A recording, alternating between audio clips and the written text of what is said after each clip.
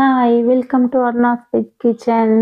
కాకరకాయ అంటేనే చాలా మంది తినడానికి ఇష్టపడరు. ఒకసారి ఇలా కాకరకాయతో పల్లీ పకోడీని చేసి పెట్టండి. ఒక్క పీస్ కూడా మిగిలించకుండా తింటారు. క్రిస్పీగా చాలా టేస్టీగా ఉంటాయి. ప్రాసెస్ ని స్టార్ట్ చేస్తాను. వీడియోను స్కిప్ చేయకుండా చూడండి. ఇందుకోసము కాకరకాయలను తీసుకొని వాష్ చేసి పీల్ ని తీసుకోవాలి. పీల్ ఉన్నా పర్వాలేదు అనుకునే వాళ్ళు అలాగే ఉంచుకోవచ్చు. ఎడ్జెస్ ని కట్ చేసుకొని కాకరకాయని హాఫ్ కి కట్ చేసుకున్న తర్వాత లోపల ఉండే విత్తనాల పార్ట్ను తీసేసుకోవాలి. ఈ వీడియోను చివరి వరకు చూసిన తర్వాత నేను చేసిన ఈ రెసిపీ మీకు నచ్చినట్లయితే లైక్ చేసి మీ ఫ్రెండ్స్ కి రిలేటివ్స్ కి షేర్ చేయండి.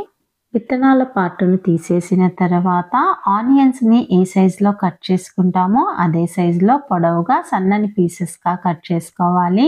అన్ని కాకరకాయలను ఇదే విధంగా కట్ చేసుకున్న తర్వాత వీటినన్నింటినీ బౌల్లోనికి ట్రాన్స్ఫర్ చేసుకొని కొద్దిగా ఉప్పును పసుపును వేసి కలిపి మూత పెట్టుకొని 10 నిమిషాల పాటు పక్కనుంచుకోవాలి.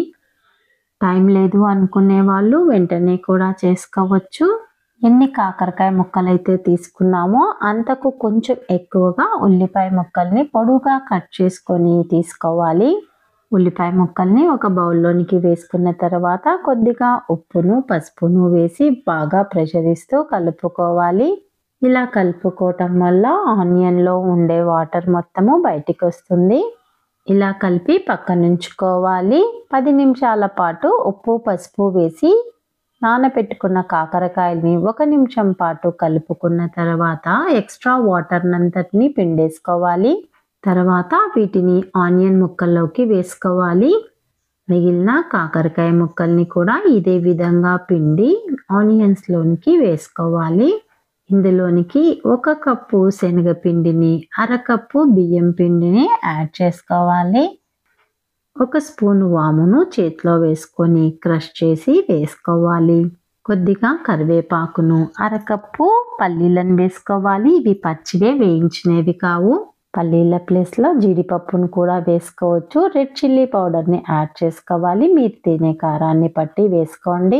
పచ్చిమిర్చిని వాడాలి అనుకునే వాళ్ళు మిక్సీకి వేసుకొని పేస్ట్ను యాడ్ చేయండి. టేస్ట్కి సరిపడినంత సాల్ట్ని వేసి కొద్దిగా అల్లం తరుగును వేసుకోవాలి. వెల్లుల్లి తినేవాళ్ళు వెల్లుల్లి పేస్ట్ను యాడ్ చేసుకోండి. 2 స్పూన్ల కాచిన ఆయిల్ని వేసుకొని ఒకసారి కలిపిన తర్వాత చేత్తో బాగా మిక్స్ చేసుకోవాలి. ఎక్స్ట్రా వాటర్ని యాడ్ చేయాల్సిన అవసరం లేదు. ఉల్లిపాయల్లో ఉన్న వాటరే సరిపోతుంది. మీకు మరి ముద్దగా రావటం లేదు అని అనిపిస్తే 2 స్పూన్ల వాటర్ని యాడ్ చేసుకోండి. నేనైతే యాడ్ చేయటం లేదు. పిండి గట్టిగా ఉండాలి. ఎలా ఉండాలి అనేది వీడియోలో చూపిస్తున్నాను, అబ్జర్వ్ చేయండి. పిండిని కలుపుకున్న తర్వాత స్టవ్ మీద ఒక కడాయిని పెట్టి డీప్ ఫ్రైకి సరిపడా ఆయిల్ని వేసి ఆయిల్ హీట్ అయిన తర్వాత కలుపుకున్న పిండిని చిన్న చిన్నగా పకోడీల్లాగా వేసుకోవాలి. హై ఫ్లేమ్ మీద కాల్చుకోవాలి. పిల్లలు కాకరకాయని తినడానికి అస్సలు ఇష్టపడరు. ఇలా కాకరకాయతో పకోడీలు చేసి పెట్టారంటే అస్సలు చేదుండవు. ఇవి కాకరకాయ పకోడీలను కూడా గుర్తించలేరు. అచ్చము ఉల్లి పకోడీల్లాగానే ఉంటాయి. పకోడీలను హై ఫ్లేమ్ మీద ఎర్రగా కాల్చుకొని జాలీలోకి తీసి అలాగే పెట్టేశామంటే ఎక్స్ట్రా ఆయిల్ అనేది వెళ్ళిపోతుంది.